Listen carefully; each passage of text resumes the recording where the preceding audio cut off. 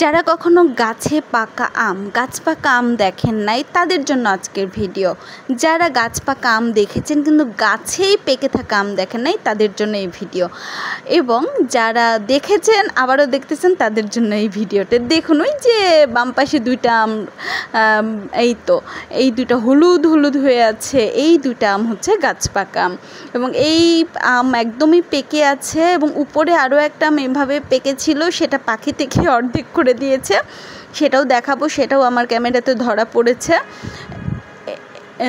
সেটাও দেখাবো। আর এই গাছের এই যে কাঁচা আমগুলো একটু সবুজ সবুজ, আর যেগুলো এই যে ওই দুটা হলুদ, আপনি দেখেই বুঝতে পারবেন আপনারা যে কি পরিমাণ হচ্ছে পেকে গেছে একদম। কখনই হয় টুপ করে পড়বে না তো পাখিতে খাবে।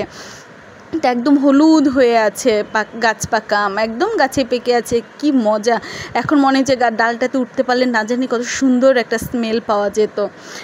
যা হোক, কি সবুজ পাতাযুক্ত গাছে অনেকগুলো আম আছে।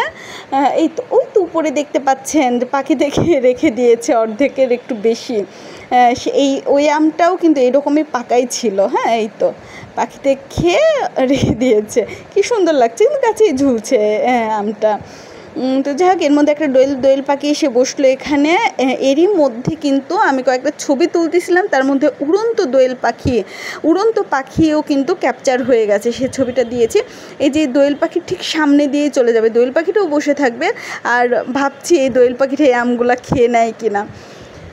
যা হোক, ব্যাপার না, আমগুলো নামাতে হবে, নামানো খুব দরকার। এই তো ছবি তুলেছি, উপরে আম, নিচে দোয়েল পাখি, চারপাশে আম, অর্থাৎ উপরে খাওয়া আম আর কি।